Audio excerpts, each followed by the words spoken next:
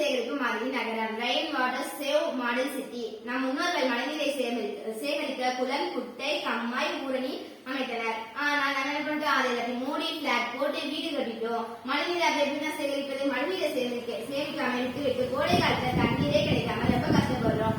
நகரங்கள்ல மழைநீரை எப்படி சேகரிப்பது என்று இதோட நான் பேசுவேன். ஏற்கனவே அரைக்கீட்டு மழைநீர் சேகரிப்பு அமைப்புள்ளன. மாடியில் விழுவும் மழைநீர் சேகரிப்பை தொட்டியில் நிரம்பியவுடன் மீதமுள்ள நீர் வீணாகிவிடும். அனைத்து வீடுகளிலும் கிணறு கிடையாது.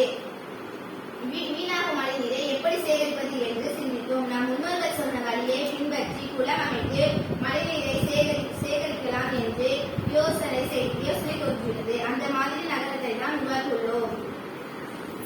500 வீடுகளுக்கு ஒரு குளம் அமைத்தல்தான் எங்கள் திட்டம். இப்ப நகரங்கள்ல மழைநீர் சேகரிப்பு நிரம்பியவுடன் மீதமுள்ள நீரானது கீழே சென்று மண்ணில் பதித்து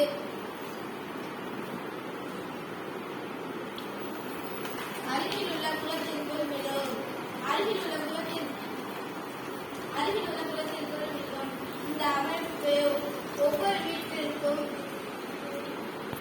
பைப் இணைத்து ஒவ்வொரு வீட்டு மொட்டை மாடியிலும் கொடுக்க வேண்டும்.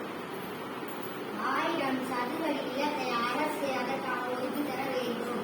அங்கே 100 அடி ஆழம் கொண்ட குளம் அமைத்து தர வேண்டும்.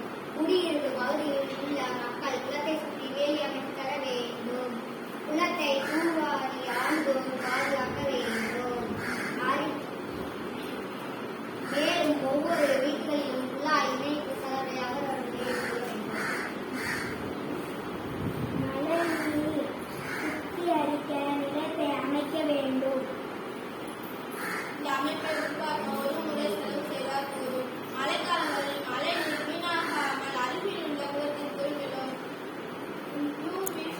யூவி சுத்திகரிப்பு நிலையம் மூலம் சுத்திகரித்து அந்தந்த வீடுகளுக்கு கோடை காலங்களில் செல்கிறோம்.